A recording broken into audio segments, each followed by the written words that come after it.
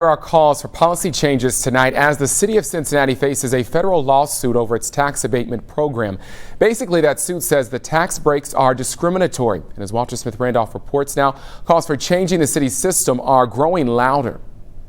Donning a shirt that says "In Segregation," Councilmember Jeff Pastor led a special council meeting this week to address tax abatements in the Queen City. We need to change policies, and what we found is that, the patterns of segregation still exist today. West End is segregated, Lower Price Hill and other areas are segregated by race and by class.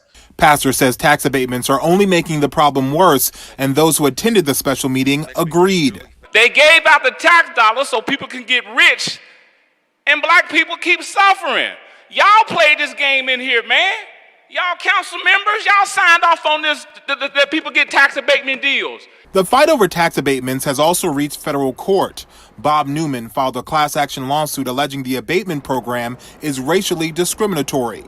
Tax abatements are basically subsidies, and the city of Cincinnati is subsidizing the wealth accumulation in Caucasian neighborhoods and starving the African American neighborhoods.